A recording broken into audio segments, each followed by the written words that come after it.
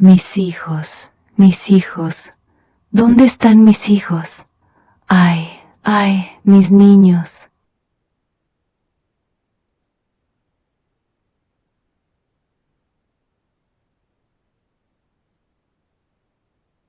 Listen, if you hear a woman crying near water after midnight, do not answer her. If the crying sounds far away, she is close. If the crying sounds close, she is already behind you. This is the story the old ones have told for 500 years. They told it so children would come home before dark. They told it so grown men would not walk the river alone. They told it because some of them swore it was not a story at all. This is the legend of La Llorona, the weeping woman. Long before the Spanish came, the people of the Valley of Mexico spoke of a woman who walked the night in white. In the old books of the Mexica, she is remembered as Cihuacoatl, snake woman. A savage omen, she appeared in white. She walked the temples of Tenochtitlan before the conquest, weeping and wailing. She cried out to her children, "It is already too late. We must go far from here. Where can I take you?" Some say that cry was a warning of the end of a world. Some say the weeping never stopped. It only changed its name. After the conquest, the omen became a woman, a living woman, and her name, in the telling that has lasted, is Maria. Maria lived in a humble village. The old ones say she was the most beautiful girl for 500 miles. Suitors came with flowers, with music, with promises. She turned them away. She knew what she was. Beauty had made her proud. Then a man rode into the plaza on a black horse, a hidalgo. Spanish blood, fine clothes, a smile that did not belong to her world. He looked at Maria as if the village, the church, the river, and the sky had been arranged only so he could find her. She wanted him. He wanted her. They lived as if the rules of both their worlds did not apply. In time there were children, 2 little boys. Some say 3. The story changes in the mouth of each teller, but the children are always there, small, laughing, playing in the shallows of the river that ran past the village. For a while, Maria believed she had won. Then the hidalgo's family spoke. A man of his rank does not keep a woman of the people. He must marry a lady, a Spanish doña. He must give his name to children who could inherit it. He told Maria he would still visit. He would still provide. He would not abandon the boys. Maria heard only the leaving. On the night of his wedding, she stood veiled at the back of the church or in the street outside the feast, and watched the life she thought was hers ride away in a carriage with another woman shining in lantern light. Something in her broke, not quietly. The rage did not go toward the man who left. It turned, terrible and precise, toward the children who looked like him. She woke the boys. She told them they were going to the river. A bath, a walk, a picnic. The story changes. The river does not. She took their hands. The water was dark. The current was stronger than it looked. One by one she put them under. She held them there until the river took what she had given it. Then the fury drained out of her, the way blood drains out of a cut. She saw the empty bank. She saw the water moving on as if nothing had happened. She understood what her hands had done. She screamed. The scream that left her throat that night is the scream people still claim to hear. Mis hijos, where are my children? Maria ran into the river after them. Some say she drowned. Some say she wandered the bank until grief killed her. Some say the village found her body at dawn, white dress heavy with mud, hair like black weed. They buried her. The first night she was in the ground, the village heard crying from the river. It was not the wind. A woman in a long white robe, the way they had dressed Maria for burial, walked the bank, up and down, calling for children who would never answer. They stopped calling her Maria. They called her La Llorona, the weeping woman. When her soul came to the gate, the story says She was asked a question. Where are your children? She could not answer. Go and find them, she was told. You will not rest until you bring them. And so she walks. She walks rivers, canals, acequias, irrigation ditches, any water that remembers a drowning. She walks at night. She wears white. Her hair hangs wet over her face. Her feet leave no tracks, or they leave wet prints that vanish. She wrings her hands. She calls in a voice that makes the skin on your arms rise before you understand the words. Ay, mis hijos. Parents in Mexico, in Texas, in New Mexico, in California have used her name for generations. Come inside. It is dark.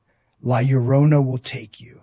She is looking for children to replace the ones she lost. If she finds you by the water after dark, she may think you are hers.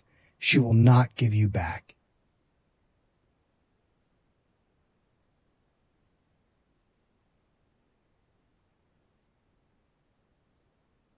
Mis hijos, ¿dónde están? Ay, mis hijos.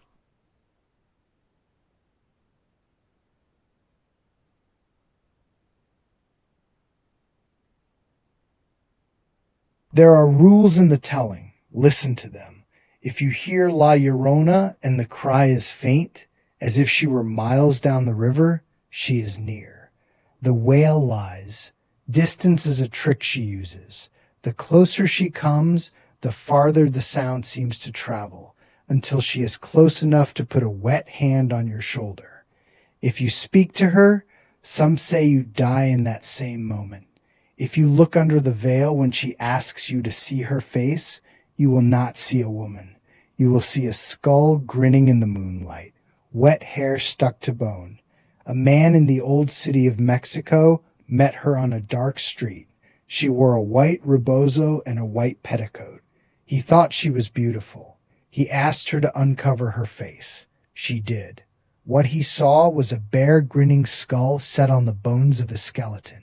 He did not live to tell it twice. Other men did, or claimed they did, and the story spread from mouth to mouth like smoke. Another telling, a boy walking home along an acequia after dark. He hears a woman sobbing in the cottonwoods. He thinks someone is hurt. He steps toward the water.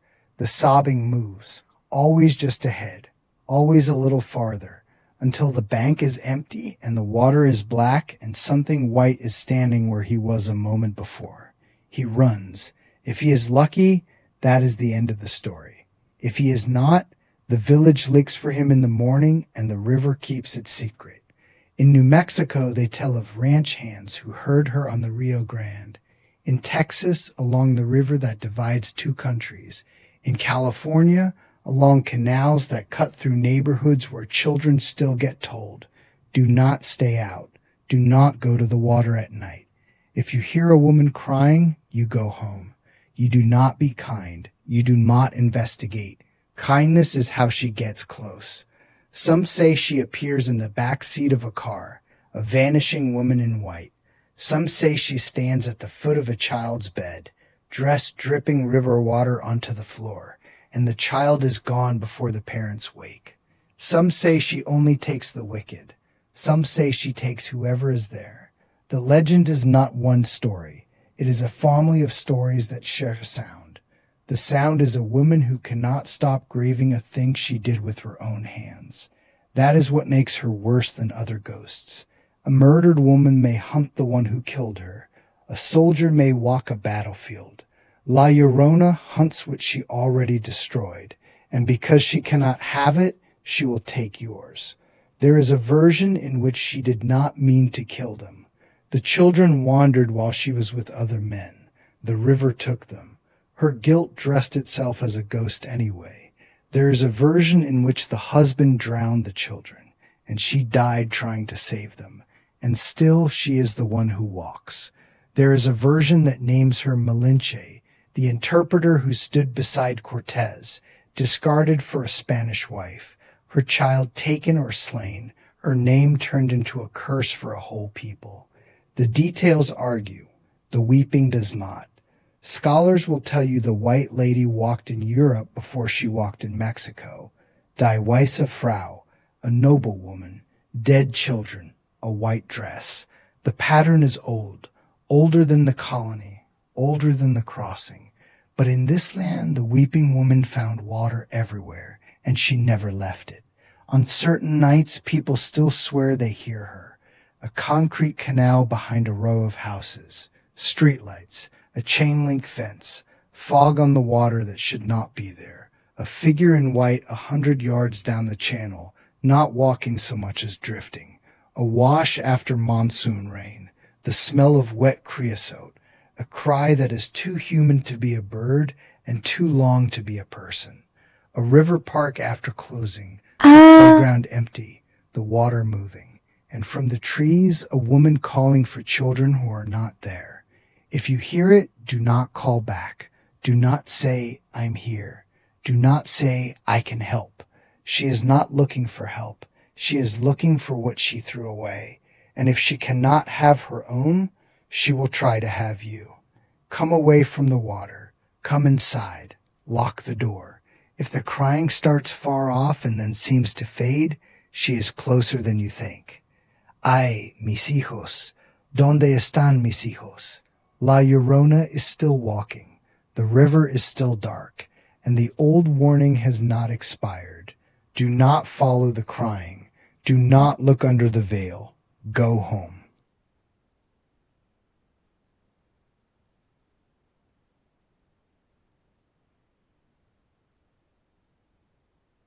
Ay, mis hijos, ¿dónde están mis hijos? Ay, ay, mis niños.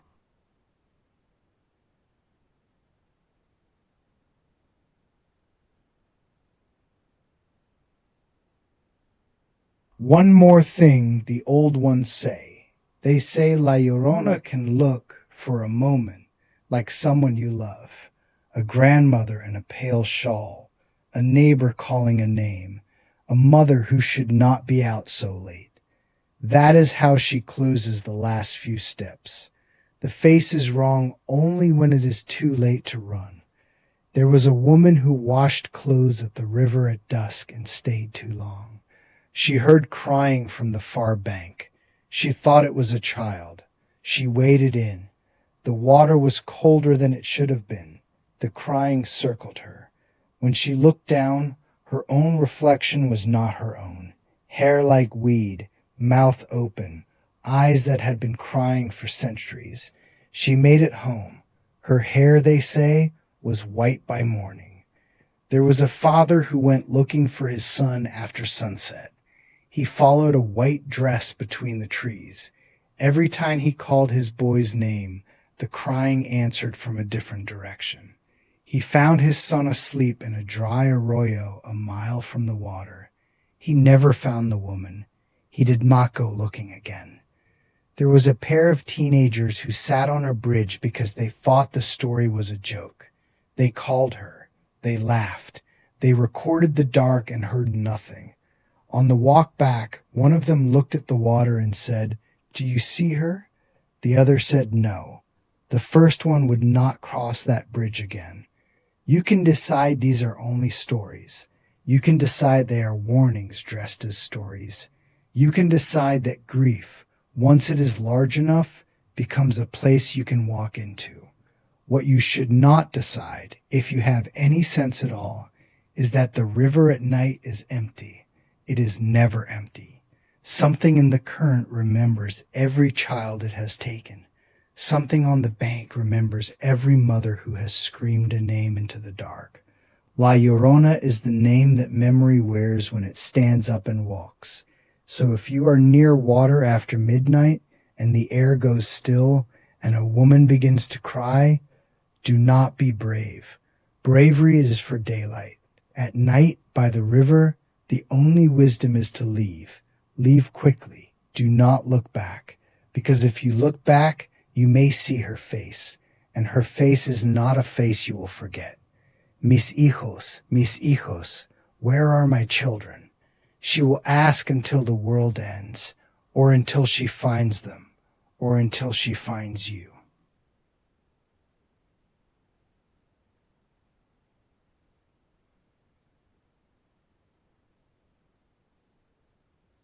mis hijos, mis hijos, ¿dónde están? ¡Ay, mis hijos!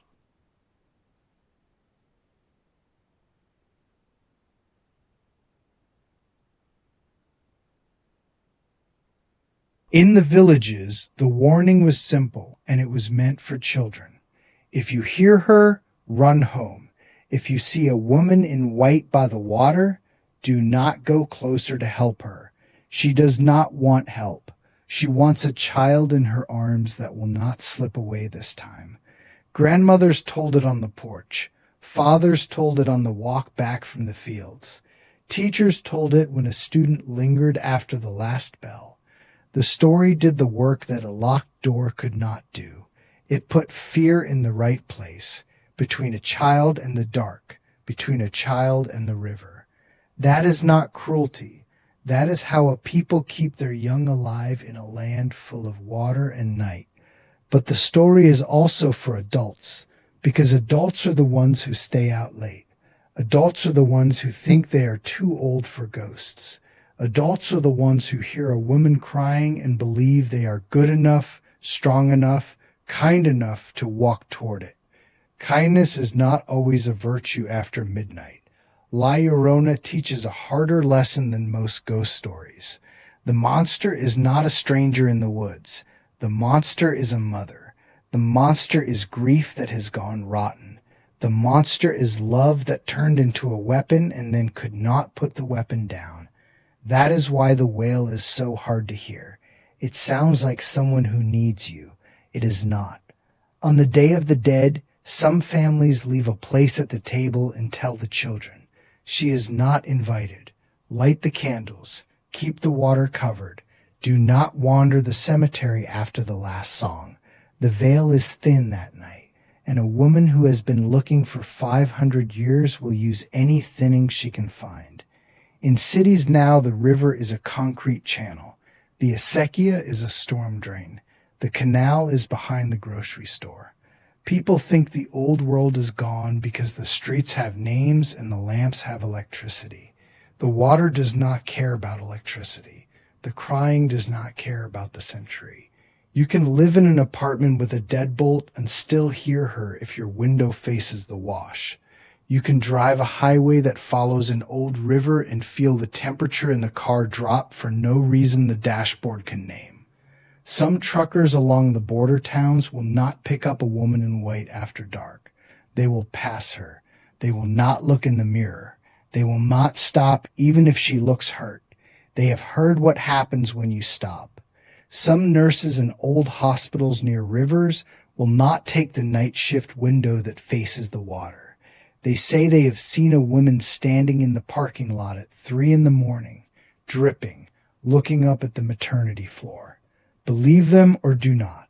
But if you ever find yourself alone with moving water in the dark, and the night goes quiet in that particular way, as if the insects have been told to stop, remember Maria. Remember what she did. Remember that she is still sorry. Sorry is not the same as safe. The weeping woman is sorry. She is also hungry for the sound of a child answering her. Do not be the one who answers.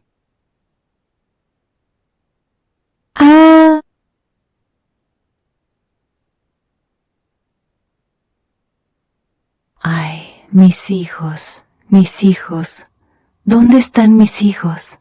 Ay, ay, mis niños.